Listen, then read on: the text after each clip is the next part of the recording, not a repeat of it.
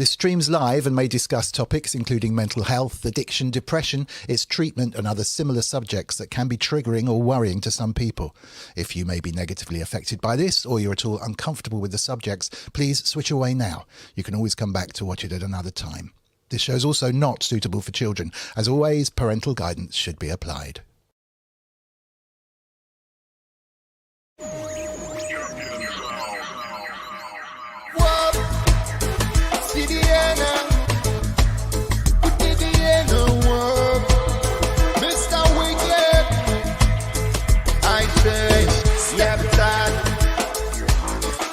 Inside the temple, yeah. Mr. Wiggler, I boosted, yo. Hey, step inside, I give thanks and the highest praise. Ground myself to my earth, connect out the space. Well, hello everybody. Welcome to Smashed Real Talk. This is about, well, initially was a chat about antidepressants and has merged into a weekly Wednesday serious stream about addiction, recovery, depression, how it affects people as an artist. And what's become amazingly apparent is the number of artists, music artists, that have been touched by one of these subjects or some of these subjects over time. So many of my colleagues and friends and people that I don't know have popped up and said, goodness me, I love that stream on a Wednesday. Really kind of really touched me, really helped me out. So it's a fabulous thing to be able to do. Oliver Gould, my partner in crime here, has experienced some amazing bits of life featuring almost all of those categories at one stage or another. Lived to tell the tale, is in recovery, and has some interesting and pertinent advice in the broadest sense, really, and ways of dealing with this stuff. And it's really all about him. It's a method of therapy for himself, actually, as well. What was interesting was there was an EMOM night a couple of weeks ago, which is an electronic music open mic night that I played at. I did a live thing. First time I've done a live thing for ages, full of Sonic State type fans, people from all over the place. No one mentioned my Sunday stream, which gets quite a lot of views and has been going for ages, but 5 people came up and mentioned this stream, Smashed. So 2 of which also, one of whom had really crippling agoraphobia and had to come out for the first time in 10 years sort of to come and see the gig, which was brilliant. And I'm not suggesting it was just because of the stream, but it was so good to see him out and come and have a common topic of conversation. And the other one was very, I love watching it. It's really helped, various things. So it was an absolute moment. So thank you very much. Thank you also to all the kind words from everyone. I hosted Sonic State. I think it's the first time anyone who hasn't been, Nick, has hosted it, certainly for a long time. You've been really, really kind. It was a huge pair of boots to step into, and it was a lot of fun, and it seemed to have gone quite well. So big love again from everyone here to Nick and his family, and particularly his mum, who's unwell, which is why he couldn't host the stream today, and hopefully we did make up for it. However, this one's not about synths. It is about addiction, recovery, antidepressants, depression, all this kind of stuff. And that is alongside myself with Oliver Gould. How are you today, sir? I'm good, yeah. I'm good. Well, no, I'm not good, actually. I can't shake this fucking illness I've had Is for it still COVID 2 months now. I don't know. I don't buy into this COVID stuff, apart from it being a disease. But I don't know. I'm just ill. I can't shake it. And it's just led me to start making some drastic changes. And the first one's going to be for 6 o'clock tomorrow morning. I'm waking up and I'm jumping in a cold shower and I'm doing a hard workout. It's the first thing I'm doing tomorrow. And in what order? Don't you have the shower after the workout? No. So the cold shower. So there's two thoughts about it. So people that are like mega gym heavy, they'll get in a sauna. And then they'll go in the cold bath, and then they'll work out, and then they'll wash after the workout. But apparently, I've been reading up a little bit, and apparently, being in the cold shower is the best thing to do, and then your muscles are ready to work out. And so I'm just going to start putting myself in some hard places, try and kickstart my my testosterone production, and try and get healthy again because.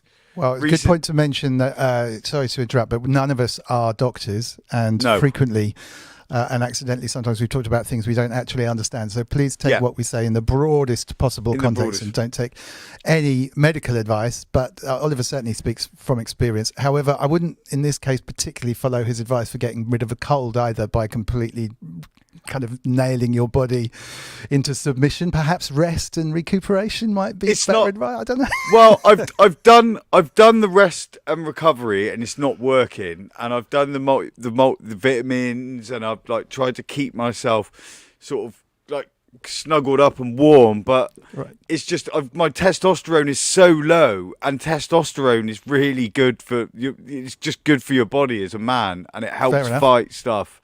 And since I've stopped working and doing a manual job out in the cold, I've been constantly ill, and I've just been looking into it. And this is because when I came out of rehab, that's what I did. That's what I was doing. I was getting in a cold shower in the morning, doing heavy workouts, and my body was on form. And I haven't been doing that, so that's the next step. Although I'm probably going to be complaining next week I've got another cold because I've done it. I was in the cold shower for too long. Huge commiserations from the chat, lots of love, including Pierre the Esclane, who said it's a virus, you plank. He obviously has a lot of thought about it. That's about it, really. It is a virus, yeah. It is a virus, but the whole you still need testosterone. I get you do need testosterone, but so I'm gonna do all the good things. I'm gonna give my body what it needs. Good. The worse than that is I've got to have an injection for my 40-year-old health checkup, which is due. So they want to take some blood. Don't tell me you're afraid of needles. I'm extremely afraid of needles, and it's the one thing that stopped me from injecting heroin. Right. Which probably saved my life, to be fair. And it's kind of been a sticking point since I stopped taking heroin, that the needle fear is the one thing that saved me from dying. So kicking the needle fear, it was a really bad idea because it was kind of a crutch. But now it's getting to the point where I need to get some bloods done. I need to get some injections in my teeth to sort out the sort of the absolute state my crack-ridden mouth. Fair enough. I have to say, I'm also the same. I pass out. But my blood, other people's blood doesn't seem to matter. But because I've had quite a few blood tests, the older you get, you seem to have blood tests a couple of times a year. The local hospital, and I go up there, there's people that just do it all day. They must have do 600 injections and blood taking a day. And they do it, they're really good. And they give you, like, you can lie down and stuff. You say, anyway. Well, I mean, the blood's not an issue. So I used to self-harm quite heavily, and blood dripping out of me on a regular basis was just a normal thing. But it's actually this section of my arm. If a needle goes anywhere near there, then I pass out, I throw up, and then just being around needles or thinking I'm going to get an injection is just a massively traumatic thing. So the next step to the cold shower and heavily working out is going to be trying to deal with some of my phobias, which is going to be extremely good luck annoying. With that. Goodness me. But yeah, so that's where I am at the moment. Weirdly, I've had a really bout of real downness the last couple of weeks, and I think I've only really spotted it because of this. I just hit like a real mental depressive. I said I was a bit depressed last time. Yeah. Just dropped to rock bottom, and it's back now. But I was just, I don't know what to do. I really don't know what to do. Vitamin D. Right. I'll write that down. One thing you're missing, from the sun goes away, doesn't it? And then you get sad. Some people get sad disease, don't they? Is it called sad? Seasonal senile attention disorder. No. Yeah. It's definitely senile. No, you're probably right. It was really strange, but the clock's going back, everything, and it's like I wouldn't normally pick up on something like that, but anyway, it's not about me, and I am better. So, thank goodness for that. Electronic sound saying it's always up and down with him as well. Yeah, it's seasonal affective disorder. Thank you, Matt Evans. Thank you very much indeed. Matt knows. Okay, so we have really brilliantly, we have a guest who's coming today. Was going to come on last week, couldn't do it, but she has graced us with her presence. Really brilliant as well. Thank you so much. And her name is Rebecca Radical, and here she is from a phone. So hopefully we can hear you. Okay. Hello. Hi, yeah, sounds great to me. Thank you so much for coming on. It's really good. I mean, you got in touch and said, look, I'm very happy to come on and talk about my experience in the broadest possible sense. And I thought, amazing, really. So, I mean, maybe if I drop out, you and Ollie can have a little chat and you can tell us a little bit about the background to what you wanted to talk about, what you wanted to share. Just really remembering that this is kind of a support, self-help, safe space, and people kind of learn from others' experiences above all, I guess. If that makes sense, Ollie? Yeah, That makes sense. But I'd first like to say I can't believe how calm you are. When I first did this podcast, I was a sweating mess. So fair play to you. Yeah, and then I was so nervous when we did our first episode. So yeah. well, I think I've found a way to express a lot of what I feel through my poems and songs and stuff like that. So although when I wrote those lyrics, maybe what I was feeling was a surprise to me, but now I feel quite like in tune, if that makes sense. Or Yeah. pretentious, maybe. I was the same. A lot of the stuff that I wrote when I was going through a really bad stage, I didn't really know what I was writing. And then I'd write it and I'd record the song and then I'd listen back a year later and go, oh my God, I had no idea what I was trying to say. And I was that blind to my feelings.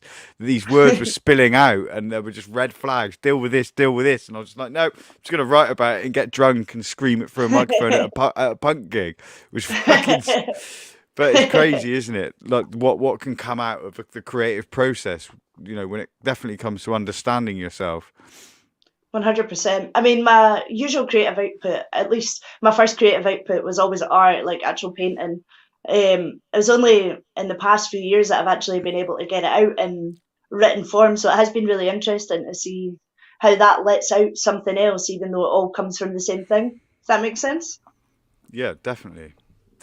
So I suppose the best way to start this off is sort of explain your day to day, your struggles, what you suffer with, and then that I suppose we can look at the chat to see, you know, who's identifying who does struggle with that, and then we can sort of talk to you about how you deal with it, your coping mechanisms, how you get out of bed, and then it can all erupt into a massive group chat about how we're going to get better together. We lost her. We've just briefly dropped out there. I was going to just say, I think a lot of it's quite historical. Oh, you're back. There you go. She's back. Try again. Did you catch that last paragraph? My last little speech, Rebecca. Oh, we've lost Lost audio. your audio. We've lost you, Rebecca. Just at the key moment, you seem to have disappeared. Maybe it's your headphones. Oh. Unplug it. Oh, yeah, there you are. Oh, we're back. Oh, There we go. All right. You dropped just at the moment you were about to speak. Literally. Jesus. Were you going to say something else there, Ollie? What part did you hear? What was the last thing you heard? I heard talk about my day to day. Was that? Yeah. Yeah, and I was just about to jump in and say, I think some of what you were talking about is obviously historical and overcoming that. And, you know, so it was the background to it and really kind of, as well as your day to day now, kind of what brought you in there. It's a tough question, I know, but. Well, I think I'm somewhat unique in that I would say I went through the worst of my mental health when I was very young. I mean, I first self-harmed before I was even 10 years old. And at that time, there still wasn't any language for this, you know. I didn't have any idea what was actually wrong. So I have dealt with depression. And then obviously as an adult, I found out that I'm autistic. And I don't think that labels matter, but sometimes it's nice to know exactly what it is. And then you can spot your certain tics, you know, like I'm quite sensitive to noise and stuff like that. I grew up in a very loud household. So it's no wonder that I was always anxious and stuff. Day to day, I mean, I'm self-employed, so I do a lot of stuff in my house anyway. I guess I'm quite lucky that way. But I find if I have lots of different projects on the go, I can always find the motivation to at least do 2 minutes of one. There's no getting bored of or avoiding one specific project. You know, there's always something to go on to. Just try and keep myself busy. Um, yeah, I'm not sure what Wow. I'd add to that at the moment, but yeah. What's really interesting about that is I grew up in a quite a loud. Well, I grew up in a pub, and it kind of did the opposite to me. Whereas sort of when I'm in a noisy space, I used to feel more comfortable. When there was noise, and like the worst thing for me is to sit in a silent place, because then my mind starts overworking, and then I start beating myself up a little bit. So it's really interesting and I suppose it shows how, you know, how different it is for everybody. And what's really interesting to me is how the autism plays a part in your depression, because I don't suffer from autism, and to get your take on that, I think would be really, really helpful from your viewpoint. Well, to be honest, getting diagnosed with autism, I was so thankful for it, because even depression, I understand that I go through depressive like times in my life, but day to day, I wouldn't say that this is, you know, like I don't align with that. Whereas with autism, I read all the signs and stuff, things like growing up and like not brushing your hair, or and just not even noticing these things. You know, I really was like, oh shit, this makes so much sense. I don't know if it necessarily affects my day to day, other than how passionate I get about what I care about, and maybe sometimes being a bit more snippy if, you know, there's too many noises in the room or something like that. But I'd like to think I'm quite hyper aware of that, and even if I'm being that sort of, you know, stuffed up way about it, I can at least be like, I'm sorry, this is just like overwhelming me at the moment. So How do you deal with your depression when you feel it setting in, or how do you cope with that on a day-to-day basis, especially when you've got so many projects going? I'd be kind to myself. Yeah, At the end of the day, I understand that you can actually rewire your brain, and the more that I get myself caught up in these depressive thoughts, it's like, okay, maybe you're not going to make it out to the shop today, but what you can do is at least do the dishes, or at least tidy that table, or, you know, if you make things into much smaller and yeah, manageable steps, you can do a couple little things and you will feel better than just doing absolutely nothing at all. But even if you do absolutely nothing at all, at the end of the day, we're humans, we need rest. Sometimes your body knows you better than your brain does, you know. Give exactly, yourself grace. exactly. And what do you call being kind to yourself? Um, Eating 10 packets of crisps? No, I'm just sometimes. No, I don't know. I guess just if I'm in that state, like I still have times now where, you know, I won't leave the house for a few days. I won't go to the shower or something. But during those days, I'm like, just if you just do the small minimal steps and don't Yeah, be going over in your head what you're not doing. Don't be like, oh, for exactly. fuck's sake, you should be doing this. You know, like how you speak to yourself is so important. And at the end of the day, I just have to stop and consider just how much I've actually went through. Whenever I get so down, it's like I've been able to do it up until this point. Yeah, Why shouldn't I be able to do it past it? You know? it's really interesting because as people that suffer with depression or mental illness, we're seen, or at least I perceive myself to be seen as a weak person for dealing with that. But actually, it's the polar opposite.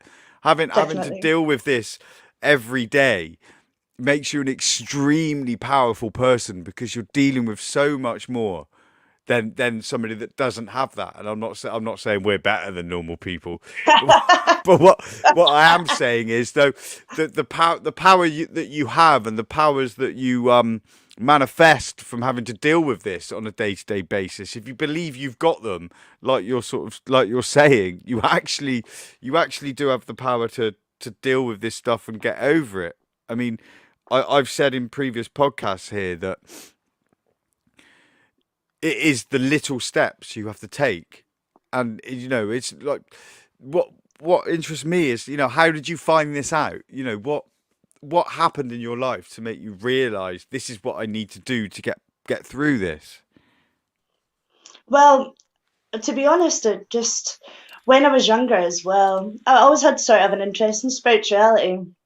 But there was a few times, you know, where I would go months at a time of just not leaving my room at all, just being yeah, sort of pacing the room, deciding, are you really, do you want to live, or are you going to do this? And I kept getting to the point, like, you need to decide, because you can't keep living this way. Like, Mm. you need, if you're going to stay, then this is no way to live, and you need to, you know, give yourself, give yourself grace, and I started meditation, which Yeah. actually really did help. I felt so helpless at that point. I'd done basically nothing for a year. I was only 15. I had no life experience, none of this Yeah. language to help me. Yeah, So exactly. I found Exactly. meditation, and I don't do it every day now, but at the time I was doing it every single day. That's pretty much all I was doing. Mm. But I was getting to this sort of comfort with everything that had happened, and yeah, I guess that's something that I'm always working on, but Yeah. just finding the language for this stuff is so important. I don't think it's spoken about enough. No, definitely not. Definitely not. When you self-harmed. I mean, I haven't really spoken about self-harm on this show at all, but I did it on a regular basis.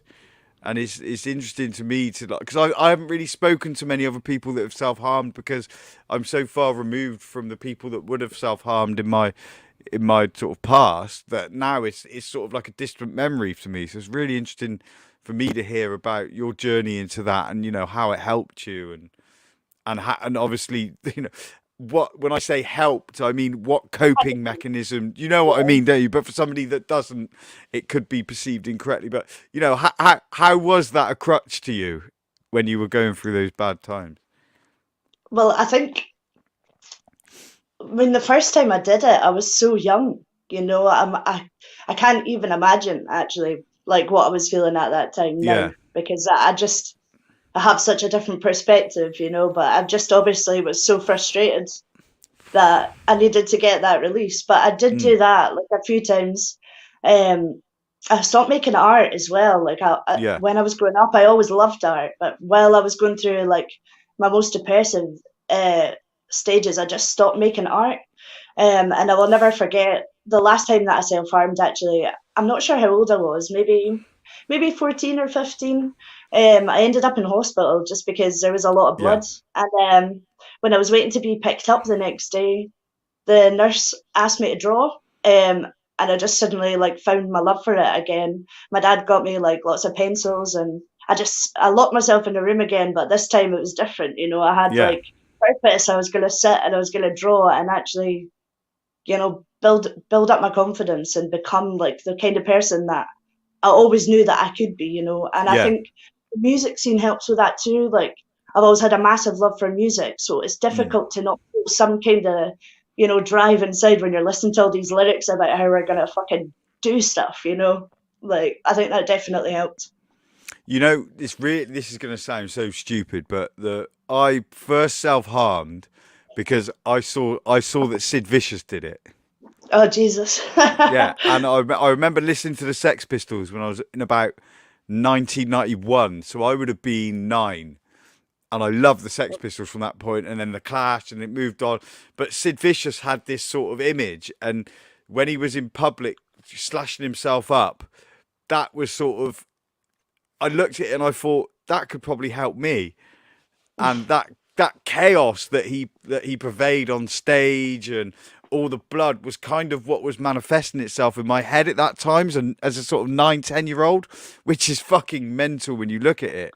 But it then became like a form of expression, like you were saying. Like I used to carve the date my mum died on my arm, and I'd find weird implements to carve myself with when I was in really bad states. There was a curry plate that I threw across the room, and the curry plate had been in my room for a long time, and I used that to carve up my chest, and it got infected and bubbled, and it was like this manifestation of all of my issues coming to fruition, and I'd kind of dealt with it manually for a bit, and fuck, exploring that now in my headspace now, it's absolutely fucking mental, but it makes so much sense because No, I completely empathise with it. Completely empathise with it. And I think unless you've actually done that done it, you wouldn't be able to understand. It's a very like personal thing, isn't it?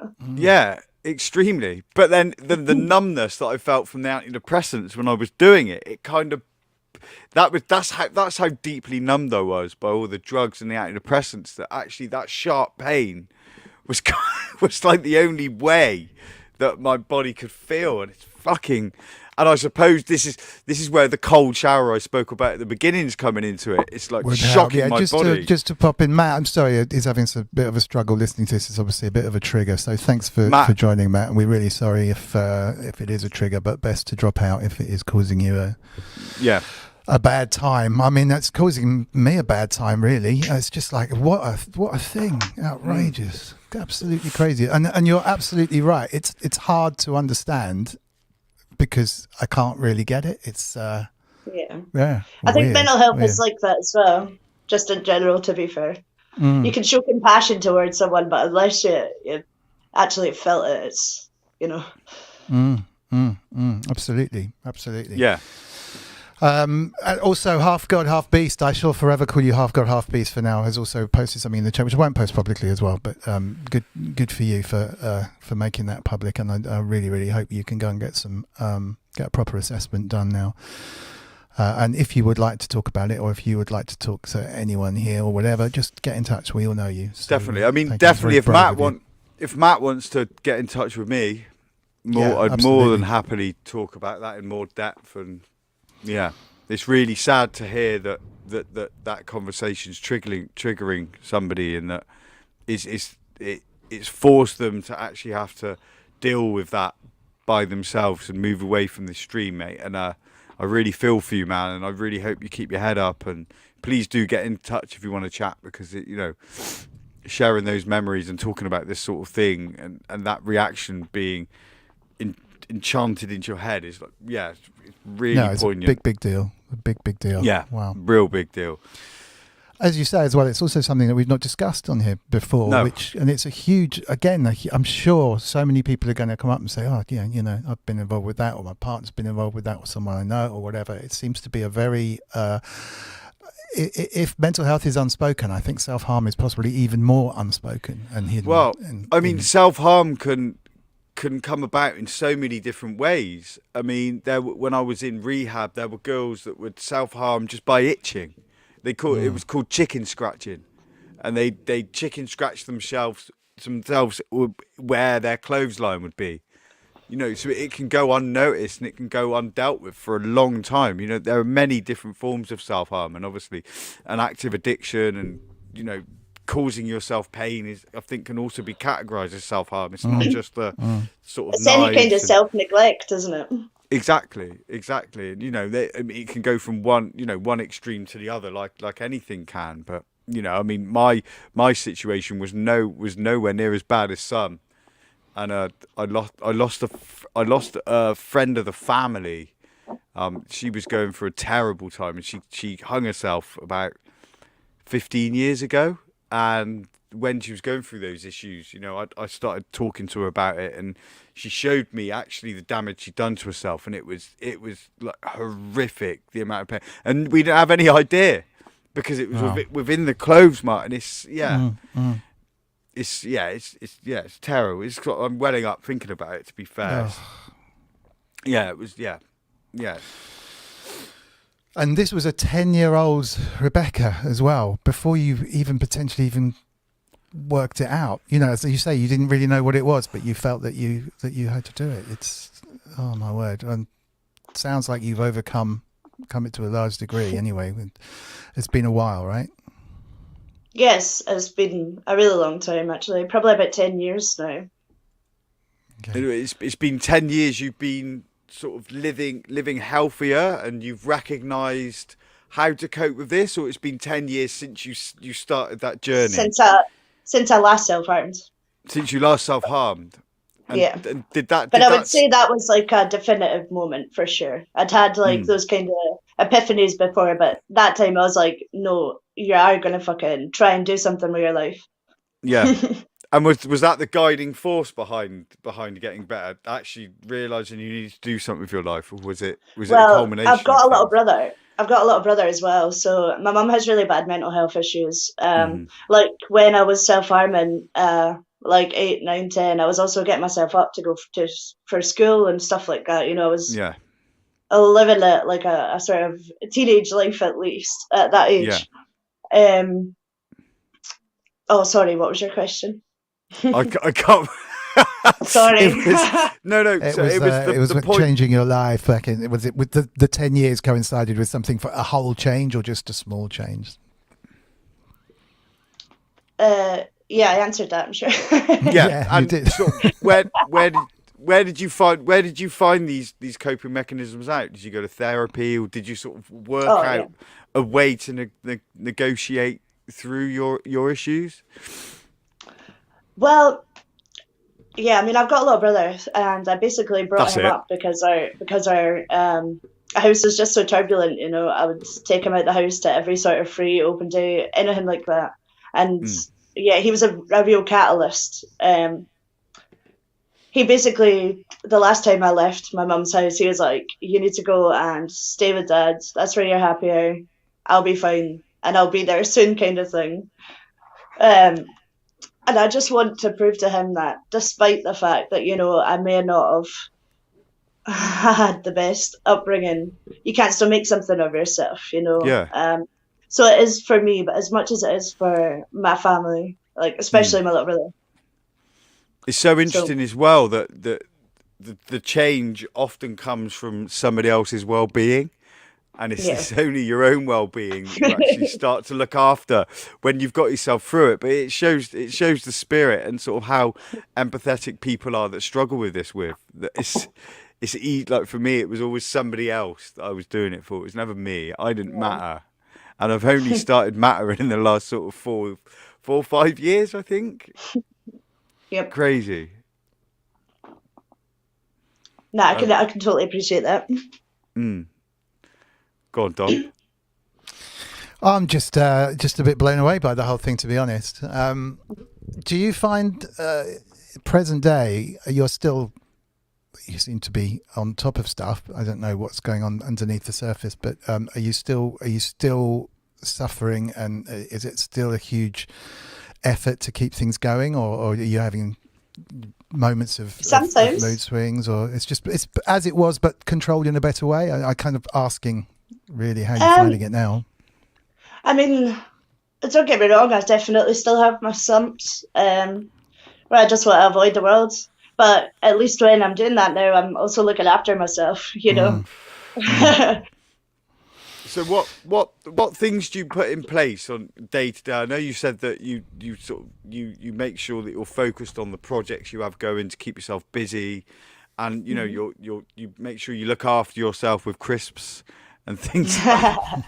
But but when what does a day look like for you when it comes to looking after your mental health? Because I mean we let things slip a lot, and I let a lot slip, but I've got specific things that I need to complete and do to keep myself healthy, and this podcast being one of them. So what things do you put in place to keep yourself healthy and make sure that when you do get a bit depressed, you're in a good position to deal with that?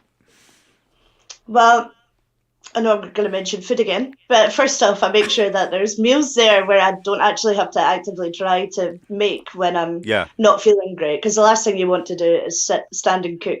You'll just not eat. So I force myself to buy meals for stuff like that.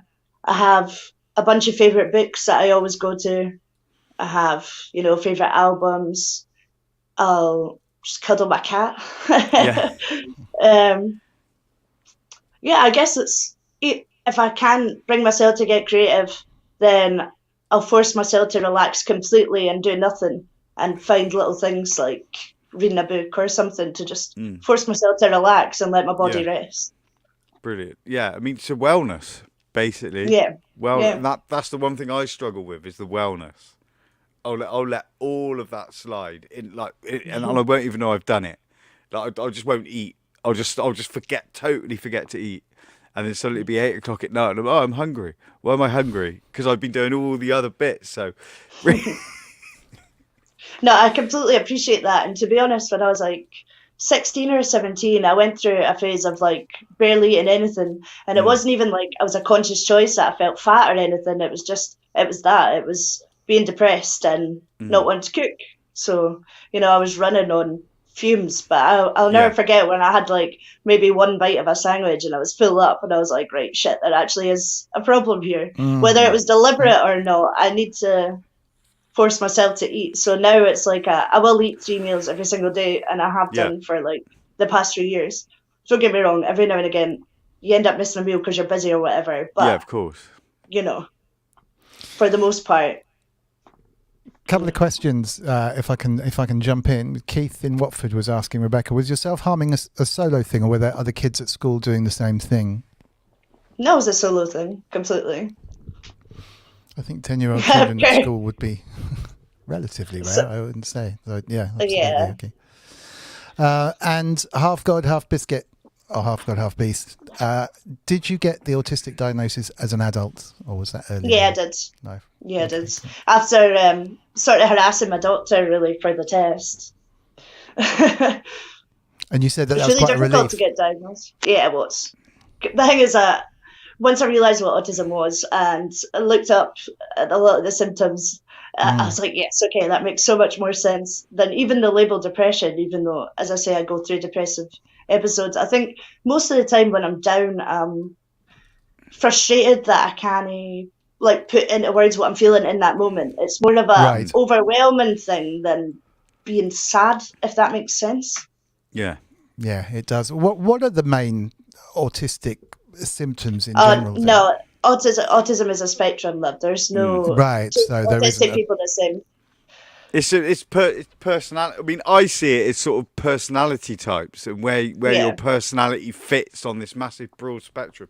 I've heard people saying that everybody's autistic. It's just where you sit on that spectrum. On that spectrum, yeah, but that's not true. Yeah. No, that's not true. But I think so I tried to use that as a way into saying, what key personality characteristics put you on the autistic spectrum. I think is what Don was trying to say. Much better put. Thank you. Well, I'm super passionate about certain subjects. So I can talk your absolute ear off about like music, art. I'm trying to think off the top of my head now. I said about like getting overwhelmed by several noises and stuff. I can't think off the top of my head right now. No, but that's okay.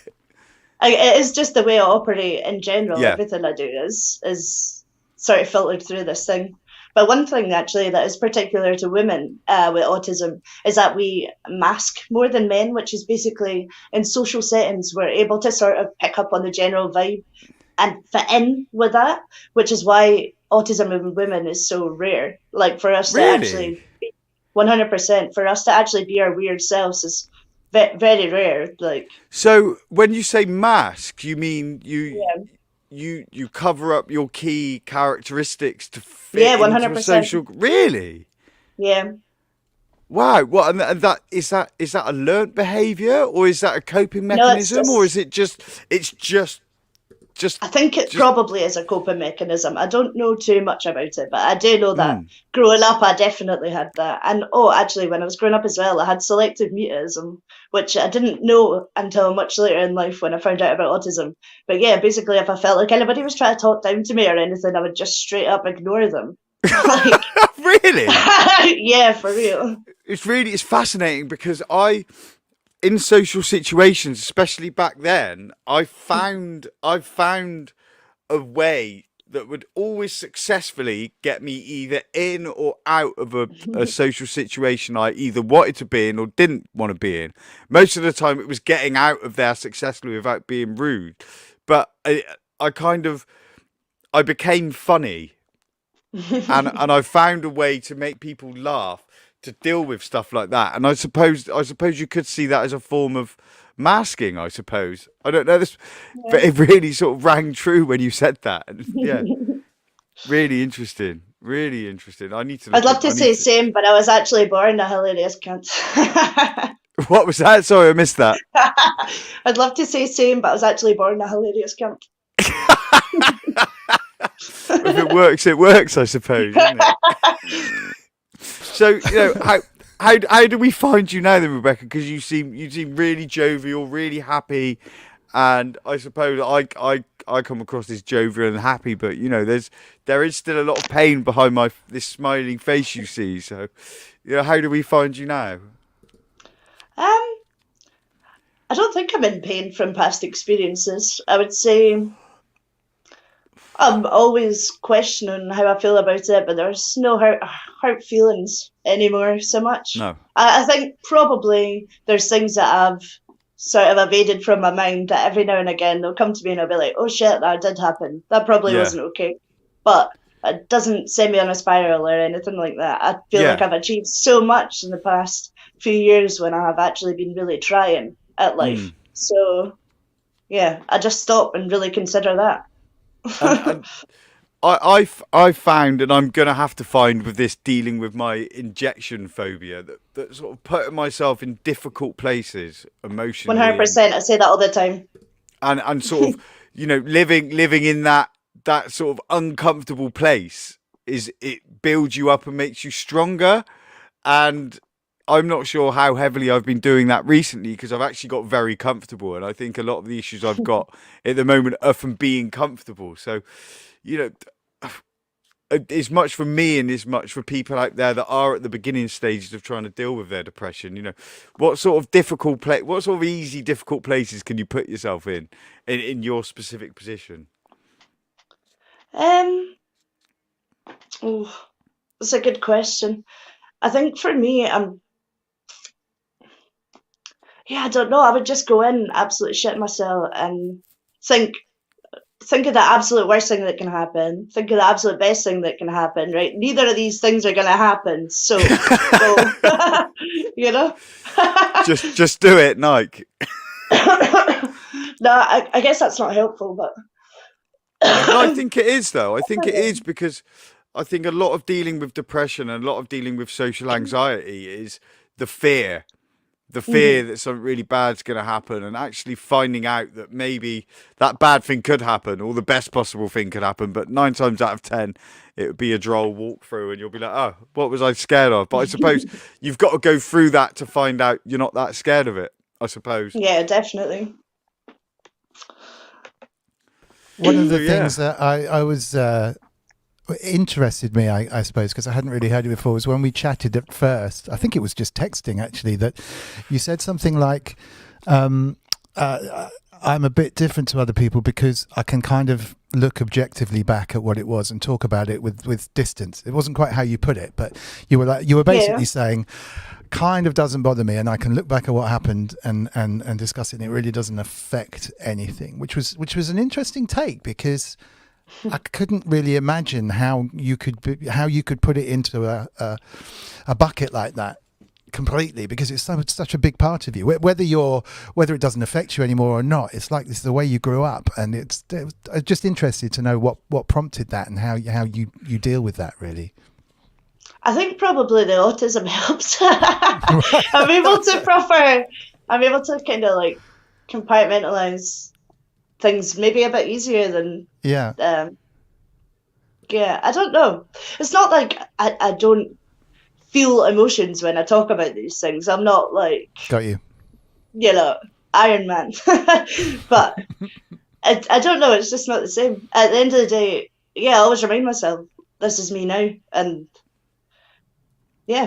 I think that's a really good strategy, a really good code, because I think it was over text, and it's sometimes not quite clear what you're saying. But the gist I got was pretty much as you described. It's almost like you can look at it as another person, and it is the same person, and it is you, but it's over there, and it's not changeable now because it's happened, and therefore I have some effect on the future. I have some effect on now, a lot of effect on now, and I don't really have any effect on that. So we'll just parcel that off. It felt like it was really interesting to me because I've never heard anyone talk like that before. And also I think it potentially is quite a good strategy. I don't know what you think, Ollie. Well, when I was in rehab, when I went into rehab, I had this wall on and I had this cap on, this protection cap. And when I was in there, it's a really common thing for people with addiction and any sort of mental health to be able to apply this hat when thing gets a little bit too much. But what rehab taught me was when you go into work, you put your work hat on because you can't necessarily 100% be yourself because, you can't be making the jokes you'd make around friends. You can't use the language you'd use around friends. So you position yourself slightly right, I suppose. And you essentially put your work cap on. And that's the useful tool, because if you are going to work and you are putting that in place, you can kind of put this is a dangerous situation for me cap. There's a coping mechanism I'm about to put on my head, and sort of, I suppose that is the same sort of thing. And I utilise that quite a lot, to be fair. The work helmet, Paul says. Yeah, exactly. Don my work helmet. It is true. That's nice, actually. I've never heard that analogy, but I do like it. Yeah. And it is a coping mechanism I use. But half man, half biscuit has said that he struggles with shopping, and that is still a massive issue for me. Shopping. Like massive issue. I used to hate looking at people's shopping faces. This big thing, right? And when you go shopping, you'll notice it. Yeah, people's making a decision whether they're going to buy something face used to really get to me.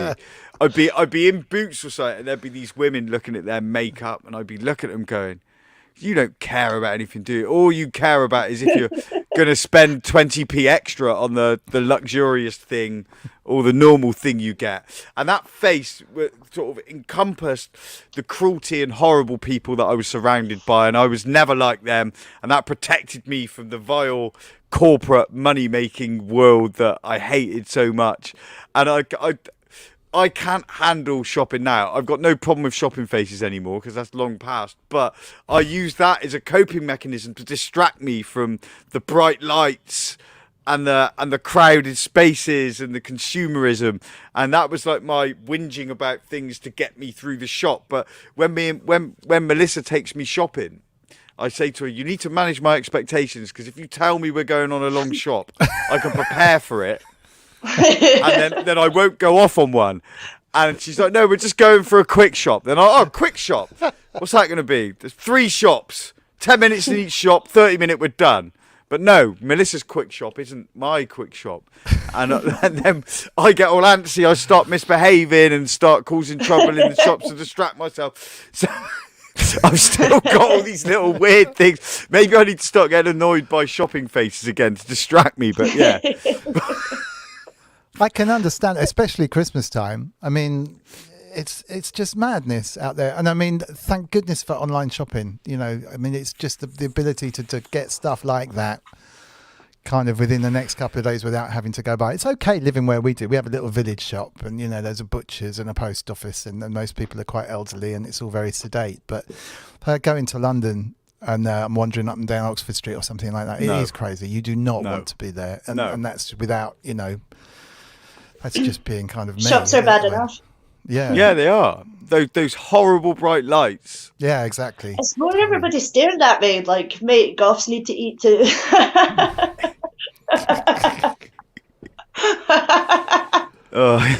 Grey One FPVs was assaulted by a security guard for no apparent reason, just when he was getting through the day.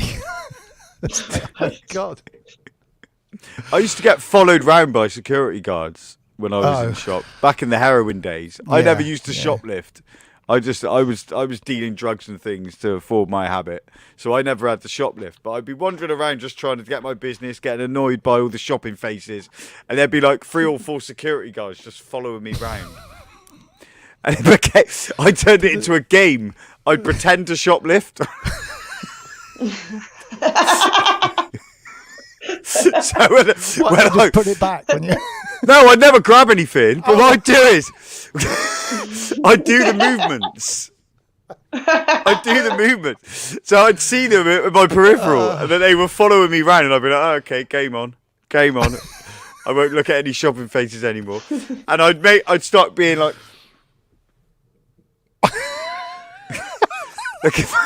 looking for cameras, and then reaching and then putting stuff down and then like that reaching into my pockets, and the amount of times I ended up in the like back of the room, like empty your nothing. pockets. I'm God, mate. Honestly, I was winding you up. Empty your pocket. I was winding you up. Check me if you want. Then I'd give them a life lesson on following somebody who looked pale with a. You're just following somebody around this pale wearing a leather jacket. It's got holes in their jeans.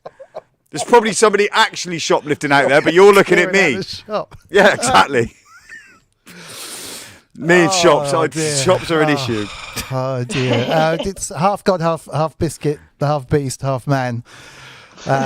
Picked up on the thing just a little while ago, saying that's me. I can talk about a few horrific things that happened to me as a kid that people think are really shocking, but I can say it quite unemotionally.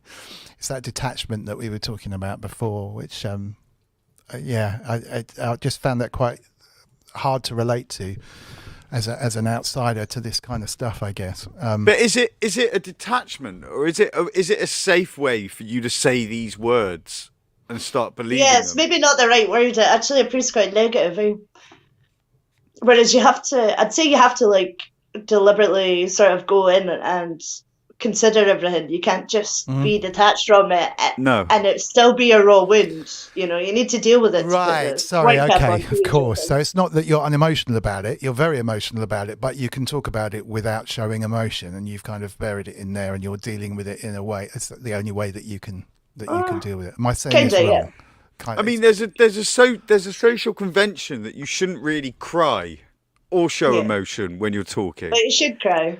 You should cry, and there's a sort of embarrassment still. You know, I mean, as an older man, a 40-year-old man now, you know, boys didn't cry back then, and you know, crying when you're trying to explain something is indoctrinated into you from a young age. So I think there's a social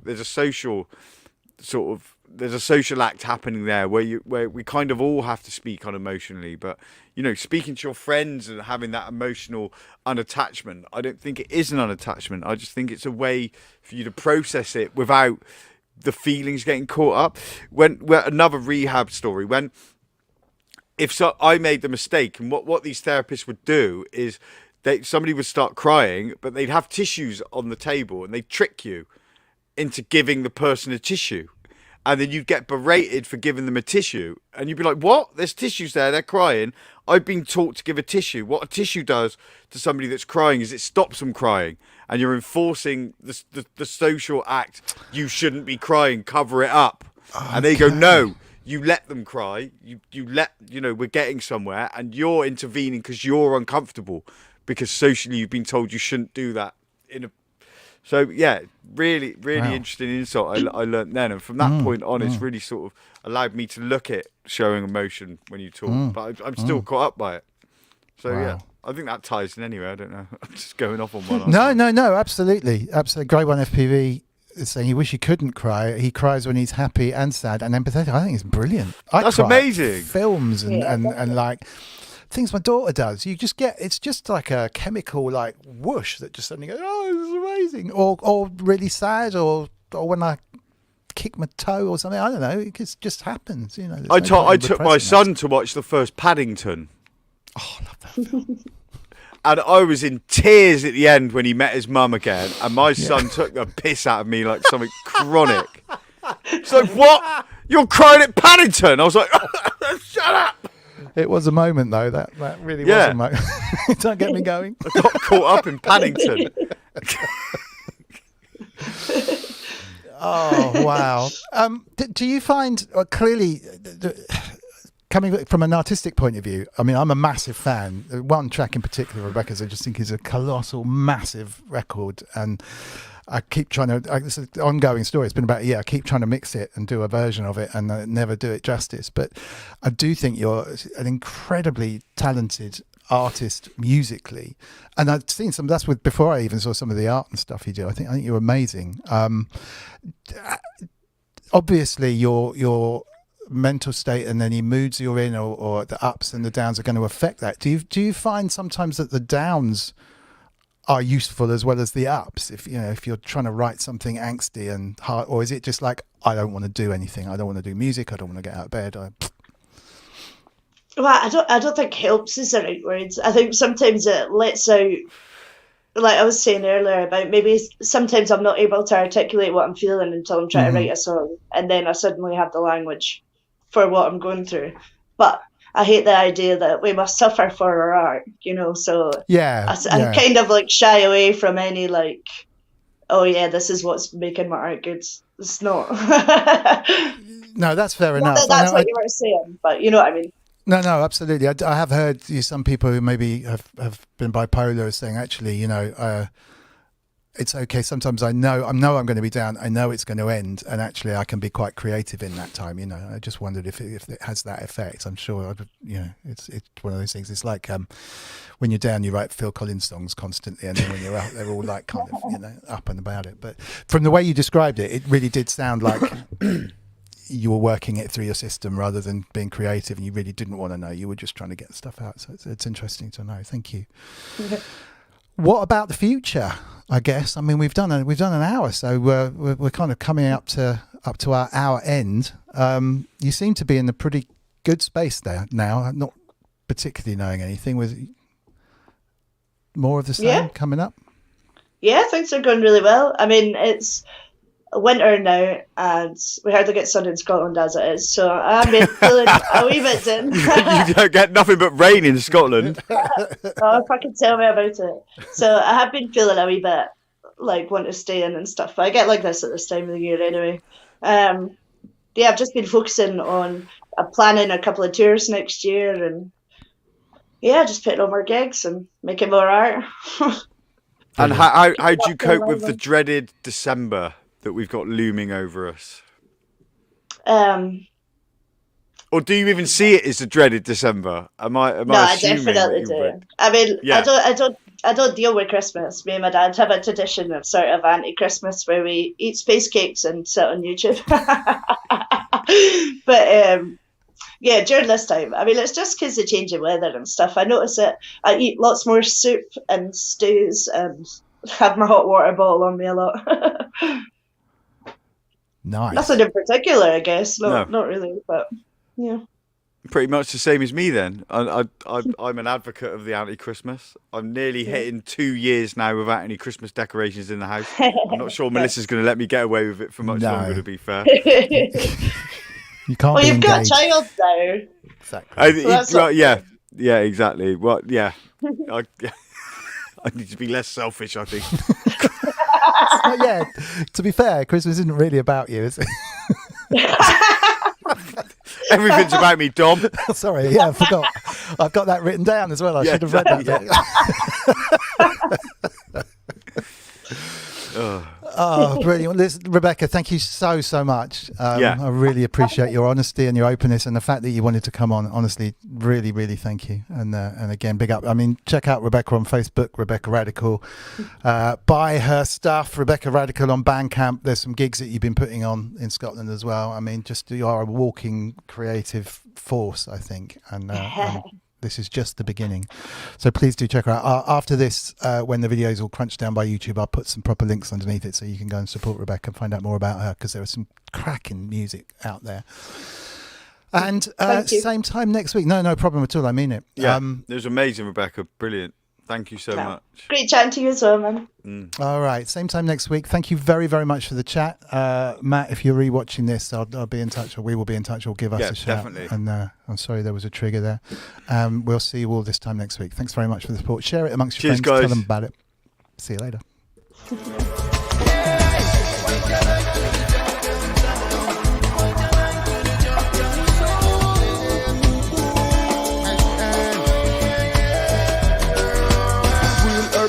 Connect so with the herb pipe, link up the harmonize, left the termite. But beyond obsolete blessings, a birthright. To live a life which a lot more in us are worldwide.